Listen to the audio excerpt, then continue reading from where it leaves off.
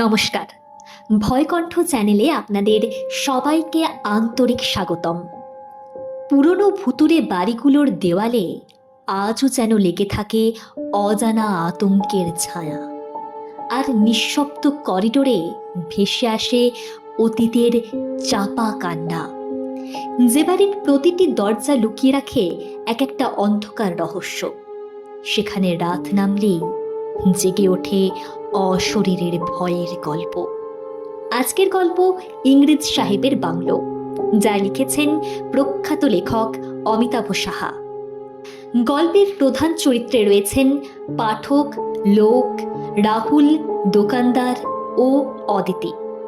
পাঠকের ভূমিকায় কণ্ঠ দিয়েছেন প্রিয়া, রাহুলের চরিত্রে কণ্ঠ দিয়েছেন সৌভিক, অদিতির কণ্ঠে থাকছি স্বয়ং আমি অর্থাৎ প্রীতি, এবং লোক ও দোকানদারের কণ্ঠে থাকছেন ভয় কণ্ঠের একজন সদস্য। তাহলে দেরি না করে শুরু করা যাক আজকের শিহরণ জাগানো গল্প, ইংরেজ সাহেবের বাংলো।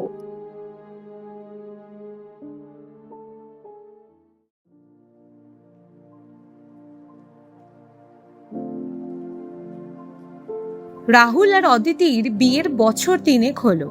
ওরা দিল্লিতে থাকতো। বিয়ের পরপরই কোভিডের দরুন লকডাউন হয়ে গেল। সকলের মতো ওরাও গৃহবন্দী হয়ে পড়ল। লকডাউন শিথিল হতেই দুজনে হানিমুনে কাছাকাছি কোনো হিল স্টেশনে যাবার প্ল্যানিং করলো। প্ল্যান মাফিক রাহুল অদিতিকে নিয়ে পার্সোনাল কার ড্রাইভ করে রওনা হলো নৈনিতালের উদ্দেশ্যে। সকালে দিল্লি থেকে বেরিয়ে বিকেল নাগাদ ওরা নৈনিতাল পৌঁছে গেল। নৈনিতালে বছরের বেশিরভাগ সময়ই ট্যুরিস্টদের ভিড় থাকে, কিন্তু তখন জাস্ট লকডাউন উঠেছে, তাই অতটা ভিড় ছিল না। বাজারের সব দোকানও খোলা ছিল না। নববিবাহিত দম্পতির ট্যুরিস্টদের ভিড় নিয়ে মাথা ঘামানোর কোনো দরকার ছিল না। ওরা নৈনিতালের মনোরম পাহাড়ি পরিবেশে একে অপরের সান্নিধ্যে কিছু সুন্দর সময় কাটাতে এসেছিল। ওরা একটা হোটেলে গিয়ে উঠল। সন্ধেবেলা হোটেল থেকে বেরিয়ে পায়ে হেঁটেই নৈনি লেকের চারধারে ঘুরে বেড়াতে লাগলো। পাহাড়ের কোলে বিশালাকার লেকটিতে সন্ধেবেলাতেও কিছু ট্যুরিস্ট বোটিংয়ের মজা নিচ্ছিল। রাহুল অনেকক্ষণ ধরে লেকের ধারে একটা বেঞ্চে অদিতির হাত ধরে বসে রইল। আধার নেমে আসার সঙ্গে সঙ্গে দূরে পাহাড়ের গায়ে নির্মিত বাড়িঘরগুলিতে ধীরে ধীরে টুনি বাল্বের মতো আলো জ্বলে উঠছিল, আর অন্ধকার পাহাড়ের অনেকটা অংশ জুড়ে সেই আলোকসজ্জার আলো লেকের জলে প্রতিফলিত হয়ে নয়নাভিরাম রূপ নিয়েছিল। 9টা নাগাদ হোটেলে ফিরে ডিনার অর্ডার করলো। লকডাউনে দীর্ঘদিন ঘরবন্দি থাকার পর নৈনিতালে এসে ওদের দুজনেরই বেশ ভালো লাগছিল। লেকের ধারে মার্কেটে কিছু কেনাকাটা করে 9টা নাগাদ হোটেলে ফিরে ওরা ডিনার অর্ডার করলো। ডিনারের পর অদিতি বিছানায় আরাম করে শুয়ে টিভি দেখতে লাগলো, আর রাহুল হোটেল থেকে বেরিয়ে আবার লেকের ধারে গিয়ে একটা সিগারেট ধরালো। রাতের খাবারের পর ওর সিগারেট খাওয়ার অভ্যেস ছিল। রাস্তার ধারেই একটা সাইনবোর্ডে শহরের ম্যাপ আঁকা ছিল। ম্যাপে নৈনিতাল এবং আশেপাশের কিছু ফেভারিট ট্যুরিস্ট ডেস্টিনেশন পয়েন্টিং করা ছিল। আর একটা জায়গা জুড়ে একটা ঘন জঙ্গল, যেখানে বড় বড় অক্ষরে লেখা ছিল কিলবেরি। রাহুল মোবাইল বের করে ম্যাপের একটা ছবি তুলে নিল। পাশেই একজন স্থানীয় লোক বিড়ি খাচ্ছিল। রাহুলকে ছবি তুলতে দেখে বলল, সাহেবজি এখানে ঘুরতে এসেছেন নিশ্চয়ই। ভালো হয় যদি একজন গাইড নিয়ে নেন। গাইড আপনাকে পুরো নৈনিতাল ভালো করে ঘুরিয়ে দেবে। না, তার দরকার হবে না। না সাহেব, না জেনে শুনে কোনো জায়গায় গেলে আবার বিপদে পড়তে পারেন। এখানে এমন অনেক জায়গা আছে যেখানে আপনার যাওয়া ঠিক নয়।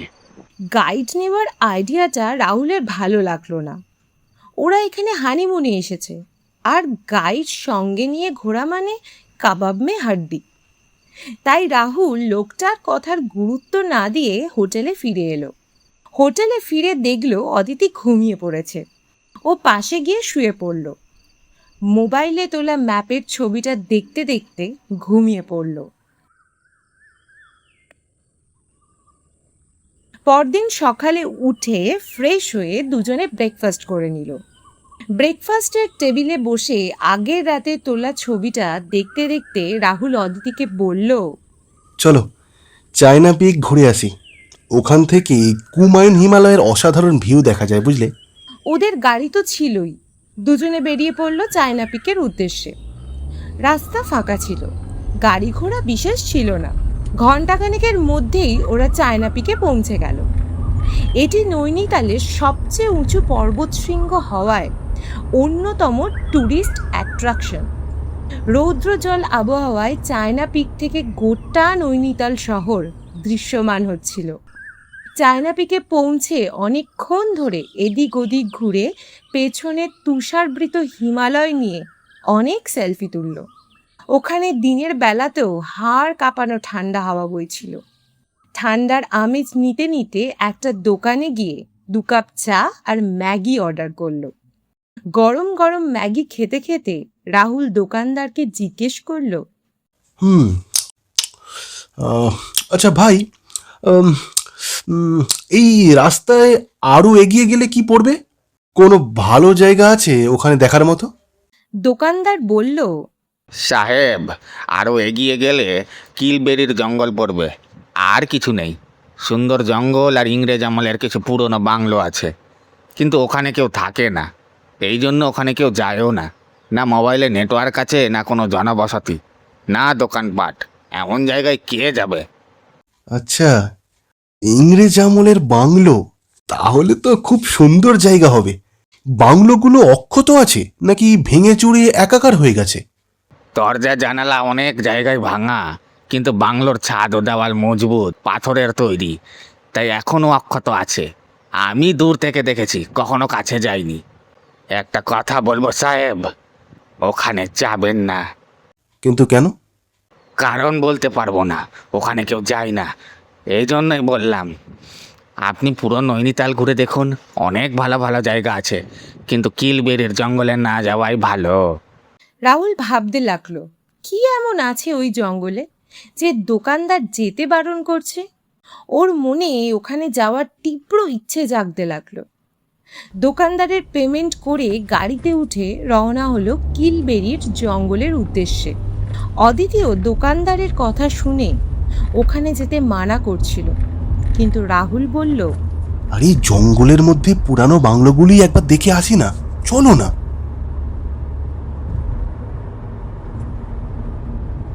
কয়েক কিলোমিটার যাবার পর ওরা কিলবেরি পৌঁছে গেল। সত্যিই খুব ঘন জঙ্গল ছিল, কিন্তু ওই জঙ্গলে একেবারেই ভয় লাগছিল না। সুন্দর সবুজে ঘেরা নির্জন অরণ্য, নববিবাহিত জুটির এমন নিরালয় একান্তে সময় কাটাতে ভালো লাগারই কথা। রাহুল গাড়ি চালাচ্ছিল আর বিকেলের মিঠে রোদে অদিতির সঙ্গে রাস্তার দুপাশে জঙ্গলের মনোরম রূপ উপভোগ করছিল। দুপাশে উঁচু উঁচু পাইন গাছের সারির মধ্য দিয়ে সরু পিচের রাস্তা এগিয়ে চলছিল। রাস্তার ধারে পাথরের তৈরি একটা উঁচু গেট চোখে পড়ল। বোঝা যাচ্ছিল ব্রিটিশ আমলে তৈরি। মজবুত গেটটা দাঁড়িয়েছিল দৃঢ়তার সঙ্গে। গেটের মধ্যে দিয়ে একটা কাঁচা রাস্তা চলে গেছে। রাহুল অদিতিকে বলল, ওই দোকানদার বলছিল না এই জঙ্গলে ব্রিটিশদের তৈরি অনেক বাংলো আছে? বোধহয় গেটের মধ্য দিয়ে এই রাস্তাটা ওই বাংলোগুলোর দিকেই যাচ্ছে। চলো না, ভিতরে গিয়ে দেখি। অদিতি ঘাবড়ে গিয়ে বলল, না রাহুল, আমরা ছাড়া এখানে আর কেউ নেই। চলো চলো, ফিরে যাই। আরে ভয় পাচ্ছ কেন? দ্বিতীয়বার আর এখানে আসার সুযোগ পাবো না। এত দূর যখন চলে এসেছি, তখন ভিতরে গিয়ে দেখি না কি আছে। এই বলে রাহুল গাড়ির স্টিয়ারিং ওই গেটের দিকে ঘুরিয়ে নিল। গেট পেরিয়ে কাঁচা রাস্তা ধরে অনেকটা এগিয়ে গেল, কিন্তু কোনো বাংলো চোখে পড়ল না। দুদিকে উঁচু উঁচু গাছের সারি ছাড়া আর কিছু ছিল না। যাই বলো, জায়গাটা কিন্তু ভীষণ সুন্দর। এরকম জায়গা আমার খুব ভালো লাগে। কিন্তু জঙ্গল ছাড়া তো কিছুই নেই এখানে। আরে আরেকটু এগিয়ে দেখি। বাংলো দেখতে না পেলে গাড়ি ঘুরিয়ে নেব।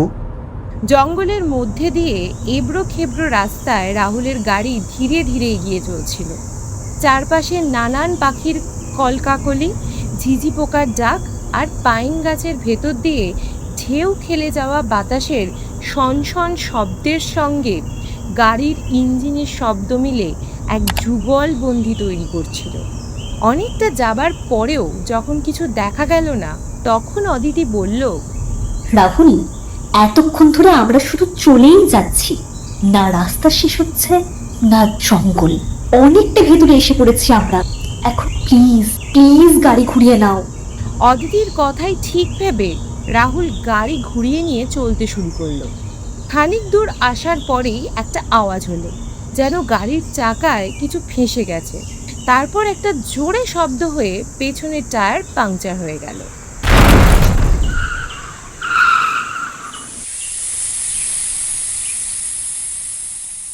ওরা গাড়ি থেকে নেমে দেখলো পেছনের চাকায় লোহার কাঁটা লাগানো একটা তার জড়িয়ে গিয়েছে। অদিতি বিরক্ত হয়ে বলল, এত বড় কাঁটার তার তুমি দেখতে পেলে না? উফ, কি জানি কোত্থেকে এলো কাঁটাটা। উফ, চোখেই পড়লো না আমার। এখন তাড়াতাড়ি তাড়াতাড়ি টায়ার পাল্টাও আর চলো এখান থেকে।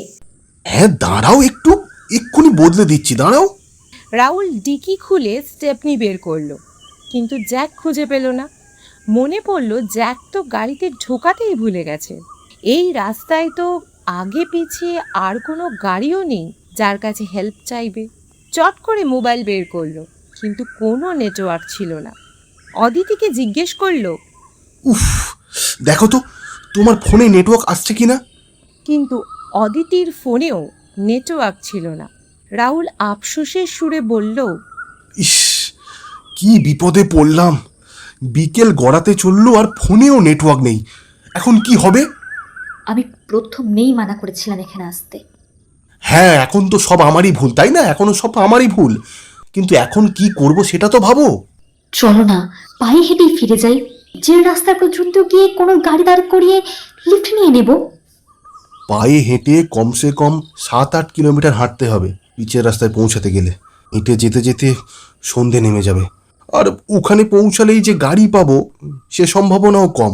আসার সময় আমাদের আগে পিছে আর কোনো গাড়ি দেখলে, তার চেয়ে বরং দেখি কাছে পিঠে যদি কোনো বাড়ি ঘর চোখে পড়ে। আর কোনো অপশন ছিল না। হাঁটতে হাঁটতে সামনে এগোতে লাগলো ওরা। রাহুলের আশা ছিল সামনে কোনো বাড়িঘর নিশ্চয়ই থাকবে, কিন্তু অদিতি নিরাশ হয়ে পড়েছিল। প্রায় 1 কিলোমিটার হাঁটার পর পথে একটা ঝর্ণা পড়ল। নিঝুম অরণ্যে কুলকুল শব্দে ঝর্ণার জল বয়ে চলছিল। অগভীর হলেও ঝর্ণা পার হওয়ার জন্য একটা কাঠের পুল ছিল। পুল পেরিয়ে আরও খানিকটা গিয়ে ওরা একটা বড় বাংলো দেখতে পেল। ইংরেজ আমলের বিশাল আলিশান বাংলো। কালের নিয়মে কয়েকশো বছর পুরনো বাংলোর বাইরের চাকচিক্য খানিকটা ম্লান হলেও বেশ আকর্ষণীয় লাগছিল বাংলোটি। রাহুল আর অদিতি বাংলোর দিকে যত এগিয়ে যাচ্ছিল, বাংলোটি আরও বিশালাকার ধারণ করছিল। বাংলোর সামনে একটি ফোয়ারা ছিল। ফোয়ারায় ধুলো, মাটি আর শুকনো ঝরা পাতা ছাড়া আর কিছুই ছিল না। অদিতি বলল, রাহুল, আমার তো মনে হয় না এখানে কেউ থাকে। চলো ফিরে যাই। এখন আর ফিরে যাওয়া যাবে না, চলো ভিতরে গিয়ে দেখি কেউ আছে কিনা। ওরা দুজনে বাংলোর মূল ফটকে গিয়ে দাঁড়ালো। ফটকের পাশেই দেখলো একটা ধামায় তাজা সবুজ ঘাস রাখা। ফটকটি বিশাল বড় আর লোহার তৈরি। কয়েকশো বছর ধরে বাংলোর প্রবেশপথ আগলে সদর্পে দাঁড়িয়েছিল ফটকটি। রাহুল সবলে ধাক্কা দিল আর ফটকটা আওয়াজ করে খুলে গেল। বাংলোর ভেতরে ঢুকে দুজনের মুখ হাঁ হয়ে গেল। আলিশান বাংলোর দেওয়ালে বড় বড় তৈলচিত্র টাঙানো ছিল, যার মধ্যে পেন্টিং করা ছিল ইংরেজ শাসকদের ছবি। সুদৃশ্য নকশা আঁকা বড় বড় স্তম্ভ, যা বাংলোর ছাদ সযত্নে ধরে রেখেছিল। ছাদ থেকে ঝোলানো রং বেরঙের বড় বড় কাঁচ দিয়ে সাজানো ঝাড়বাতিটি দেখে মনে হচ্ছিল অগাধ ধনসম্পদের অধিকারী কোনো ইংরেজ অফিসারের বাংলো। সামনে দোতলায় যাবার সাপের মতো পেঁচানো উঁচু উঁচু রেলিং দেওয়া সিঁড়ি দেখে মনে হচ্ছিল যেন চাঁদে যাবার সিঁড়ি। চারিদিকে ধুলো, মাটি আর মাকড়সার জালে ভরা ছিল। তাতেও বাংলোর গ্ল্যামার খুব একটা কমেনি। বাংলো দেখে ওরা দুজন এমন মোহিত হয়ে গিয়েছিল যে ভুলেই গিয়েছিল এখানে আশ্রয় খুঁজতে এসেছে।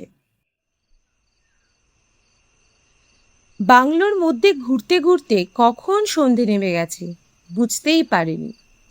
চারপাশে ঝিঝি পোকা ডাকতে শুরু করলো। তার কিছুক্ষণের মধ্যেই বাইরে শুরু হলো বজ্র বিদ্যুৎ সহ বৃষ্টি। ওপরে কি আছে দেখার জন্য সিঁড়ি বেয়ে ওরা উঠে গেল দোতলায়।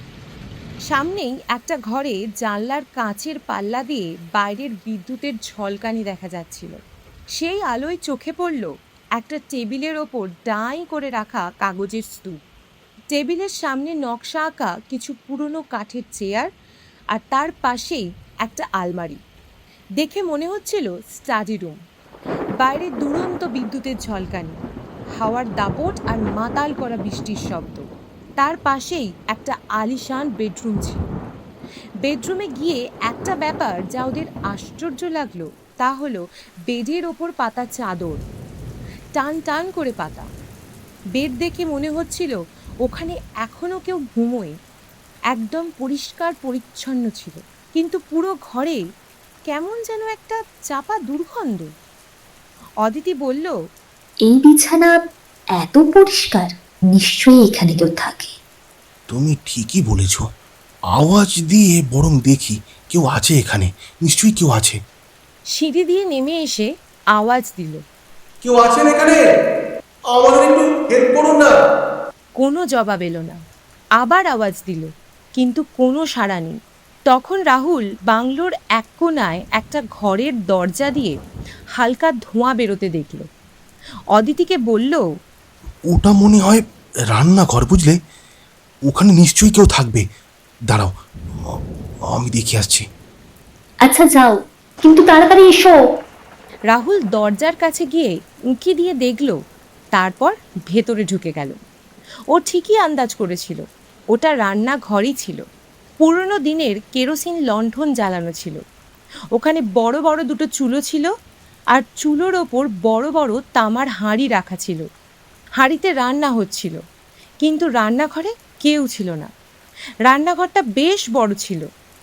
এক কোণায় শুকনো জ্বালানি কাঠ ঢিপি করে রাখা ছিল, আরেক কোণায় ছিল কিছু বাসন কোসন আর একটা বেতের ঝুড়ি, যার মধ্যে কিছু পুরনো কাপড় রাখা ছিল।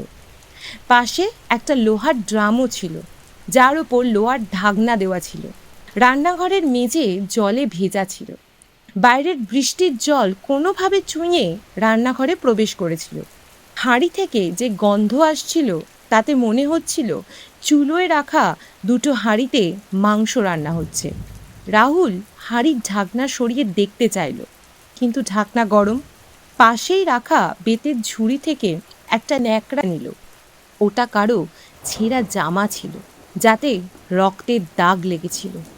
রাহুল ওই ন্যাকড়া দিয়ে হাঁড়ির ঢাকনা সরালো, আর লণ্ঠনের আলোয় ভেতরে যা দেখল তাতে ওর চোখ দুটো বড় বড় হয়ে উঠল।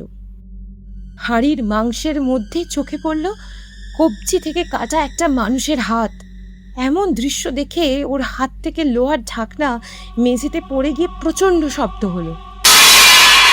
কৌতূহল বশত পাশেই রাখা বড় লোহার ড্রামটার ঢাকনাও রাহুল সরিয়ে দেখল।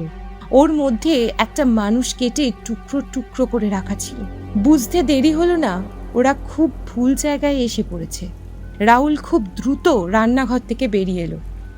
চিৎকার করতে করতে অদিতিকে ওখান থেকে পালাতে বলল। অদিতি দৌড়ে মূল ফটকের কাছে গিয়ে ফটকটি খোলার জন্য ধাক্কা দিতে লাগলো, কিন্তু কয়েক ঘন্টা আগেই যে ফটক ঠেলে ওরা প্রবেশ করেছিল তা আশ্চর্যজনকভাবে জ্যাম হয়ে গিয়েছিল। রাহুলও প্রচণ্ড বল প্রয়োগ করলো, কিন্তু ফটকটি ওর জায়গা থেকে এক চুলও নড়ল না। মূল ফটকের বাইরে একটা ঘোড়ার শব্দ ভেসে এলো। বাইরে কোনো ঘোড়সাওয়ার ছিল। রাহুল অদিতিকে চুপ করে থাকতে বলল আর দরজায় লাগানো বড় লোহার হ্যাজবোল্ট ভেতর থেকে বন্ধ করে দিল, যাতে করে বাইরে যে ছিল সে ভেতরে আসতে না পারে। এরপর দুজনেই খুব সাবধানে ভেতরে গিয়ে একটা ঘরে গিয়ে লুকিয়ে পড়ল। ওই ঘরের জানলার পাল্লা ভাঙা ছিল, কিন্তু জানলায় লোহার গ্রিল লাগানো ছিল। জানলা দিয়ে পালানোর উপায় ছিল না। অদিতি রাহুলকে জিজ্ঞেস করলো, রান্নাঘরে কি কি দেখলে? অদিতি, অদিতি, আমরা এখানে খুব বাজেভাবে ফেঁসে গেছি। যে এখানে থাকে সে মানুষ খুন করে কেটে রান্না করে খায়। এ কথা শুনে অদিতি ভয়ে কাঁপতে কাঁপতে বলল, আমরা এখান থেকে বেরোবো কি করে? এখানকার সব দরজা বন্ধ আর জানলায় গ্রিল লাগানো। আমরা বাইরে বেরোতে পারবো না, আমরা বাইরে বেরোতে পারবো না। আমরা কি তাহলে মরতে চলেছি? না, আমি তোমার কিচ্ছু হতে দেব না অদিতি। আমি তোমার কিচ্ছু হতে দেব না। রাহুল জানলার কাছে গিয়ে বাইরে উঁকি দিয়ে দেখতে লাগলো। বাইরে চাঁদের আবছা আলোয় দূরে জঙ্গলের কাছে একটা গাছের ডাল নড়ছিল। ভালো করে লক্ষ্য করে দেখলো ওখানে একটা ছেলে আর একটা মেয়ে দাঁড়িয়ে। পরিষ্কার দেখা যাচ্ছিল না, শুধু এটুকু বোঝা যাচ্ছিল ওখানে দুজন দাঁড়িয়ে। তখনই রাহুলের নজর বাংলোর কাছে দাঁড়িয়ে থাকা একটা ঘোড়ার দিকে গেল। ঘোড়ার ওপর একজন লম্বা চওড়া লোক বসেছিল। ঘোড়াটা বাংলোর মূল ফটকের সামনেই দাঁড়িয়েছিল। রাহুল আর অদিতি ঘোড়াটার দিকেই তাকিয়েছিল। তখনই আকাশে আচমকা বিদ্যুৎ চমকালো, আর বিদ্যুতের আলোর ঝলকানিতে চারিদিক ক্ষণিকের জন্য আলোকিত হয়ে উঠল। সেই আলোয় ওরা দেখতে পেল ঘোড়ার ওপর যে লোকটা বসেছিল তার ওপরের ধরের ওপর মাথা ছিল না। লোকটা ইংরেজ সাহেবের পোশাক পরেছিল। রাহুল আর অদিতি নিজের চোখেই বিশ্বাস করতে পারছিল না। একজন মস্তকবিহীন ইংরেজ অফিসার ঘোড়ায় চড়ে বাংলোর ফটকের সামনে দাঁড়িয়েছিল। ভেতরে রান্নাঘরে চুলোয় রান্না হতে থাকা মানুষের মাংস, আর বাইরে দাঁড়িয়ে থাকা এক জীবিত স্কন্ধকাটা। এমন ভয়ানক পরিস্থিতির সম্মুখীন হতে হবে দুজনের স্বপ্নেও কল্পনা করতে পারেনি। রাহুল অদিতিকে বলল, আমি বাইরের জঙ্গলে গাছের ফাঁকে একটা ছেলে আর একটা মেয়েকে দাঁড়িয়ে থাকতে দেখেছি। ওদের কাছ থেকে সাহায্য চাইতে হবে। অদিতিও বাইরে তাকিয়ে ওই দুজনকে গাছের আড়ালে দেখতে পেল। ওই দুজন দূর থেকে ওদের জানলার দিকেই তাকিয়েছিল। রাহুল আর অদিতি জানলা দিয়ে হাত বের করে ইশারা করে ওদের কাছে সাহায্য প্রার্থনা করলো, কিন্তু ওরা নির্বিকার হয়ে চেয়ে রইল। রাহুল আর অদিতি একটা জোরে শব্দ শুনল। কেউ সবলে ঠেলে মূল ফটকটা খুলছিল। ওরা ঘরের আড়াল থেকে লুকিয়ে মূল ফটকের দিকে দেখতে লাগলো। ফটক দিয়ে ঘোড়াটা ভেতরে এলো, আর সেই সঙ্গে ঘোড়ার পিঠে চড়া সেই স্কন্ধকাটা। রাহুল আর অদিতির গায়ের রক্ত হিম হয়ে গেল, আর ওরা থরথর করে কাঁপতে লাগলো। একজন জীবিত স্কন্ধকাটা দেখে ভয়ে অজ্ঞান হতে বসেছিল। ওরা দেখলো বাংলোর ঠিক মাঝামাঝি ঝোলানো কাঁচের ঝাড়বাতির নিচে একটা বড় টেবিল ছিল, আর তাতে কয়েকটা ডেচকি রাখা ছিল। স্কন্ধকাটা ঘোড়া থেকে নেমে ঘোড়ার পিঠে রাখা একটা ঝোলা নামালো। ওই ঝোলা হাতে নিয়ে রোবটের মতো হেঁটে হেঁটে খাবার টেবিলে এসে চেয়ার টেনে বসলো। তারপর ঝোলা থেকে কিছু বের করলো। রাহুল আর অদিতি ওদের ঘর থেকে লুকিয়ে লুকিয়ে এসব দেখছিল। স্কন্ধকাটা ঝোলা থেকে একটা কাটা মুন্ডু বের করেছিল, যা থেকে টপ টপ করে রক্ত ঝরছিল। সাহেব কাটা মুন্ডুটা তার ধরের ওপর রেখে আলতো মোচড় দিলেন, আর সঙ্গে সঙ্গে মুন্ডুটা ওই সাহেবের ধরের সঙ্গে এমনভাবে আটকে গেল যেমন চুম্বক লোহার সঙ্গে আটকায়। এরপর সাহেব টেবিল থেকে ডেচকি নিয়ে রান্নাঘরের দিকে গেলেন। তারপর রান্নাঘর থেকে ডেচকি ভরে রান্না করা মানুষের মাংস নিয়ে এলো আর টেবিলে বসে জঙ্গলি জানোয়ারের মতো ছিঁড়ে ছিঁড়ে মাংস খেতে লাগলো। ঘোড়াটা ফটকের পাশেই রাখা সবুজ ঘাস খাচ্ছিল। রাহুল দেখল বাংলোর মূল ফটক খোলা আর ওই ইংরেজ সাহেব খেতে ব্যস্ত ছিলেন। রাহুল আর অদিতির কাছে পালানোর সঠিক সুযোগ ছিল। ওরা শ্বাস বন্ধ করে ধীরে ধীরে ঘর থেকে বেরিয়ে ফটকের দিকে যেতে লাগলো। ওদের নজর মাংস খেতে থাকা ওই ইংরেজ সাহেবের দিকেই ছিল, যে খেতে এত মগ্ন ছিল যে কোনো হুঁশই ছিল না যে ওর পিঠের পেছন পেছন দুজন পালিয়ে যাওয়ার চেষ্টা করছে। অত্যন্ত সাবধানে রাহুল আর অদিতি মুখ্য ফটক পর্যন্ত পৌঁছলো আর তারপর ঊর্ধ্বশ্বাসে দৌড়ে পালালো। বাইরে বেরিয়ে ওদের ধরে প্রাণ এলো আর ওরা প্রাণপণে জঙ্গলের দিকে দৌড়তে লাগলো। জঙ্গলে একটা গাছের আড়ালে লুকিয়ে ওরা স্বস্তির নিঃশ্বাস ফেলল। রাহুল হাঁপাতে হাঁপাতে অদিতিকে বলল, থ্যাংক গড, কমসে কম ওই স্কন্ধকাটার বাংলো থেকে তো বাইরে আসতে পেরেছি।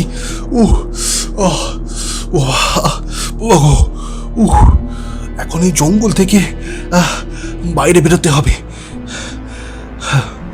কিন্তু অদিতি একদম চুপ করেছিল। ও বিস্ময়ের সঙ্গে তখনও ওই বাংলোর দিকেই চেয়েছিল। রাহুল অবাক হয়ে জিজ্ঞেস করলো, অদিতি কি হলো তোমার? অদিতি এক হাত তুলে ওই বাংলোর দিকে ইশারা করলো। রাহুলও বাংলোর দিকে তাকালো। ওর পায়ের তলা থেকে মাটি সরে গেল। ওর মুখ শুকিয়ে গিয়েছিল। রাহুল দেখল ওই বাংলোর জানলা দিয়ে হাত বের করে দুজন ইশারা করছিল, একজন ছেলে আর একজন মেয়ে।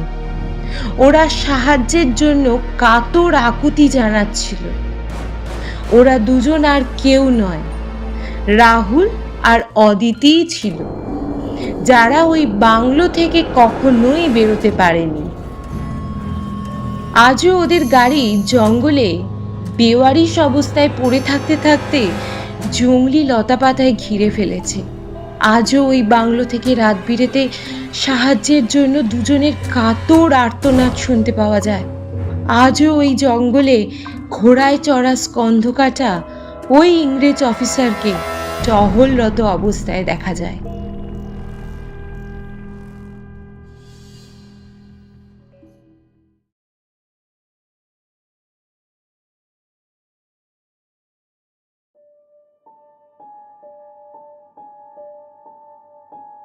তো বন্ধুরা, এই ছিল আজকের রহস্য আর আতঙ্কে মোড়া গল্প, ইংরেজ সাহেবের বাংলো।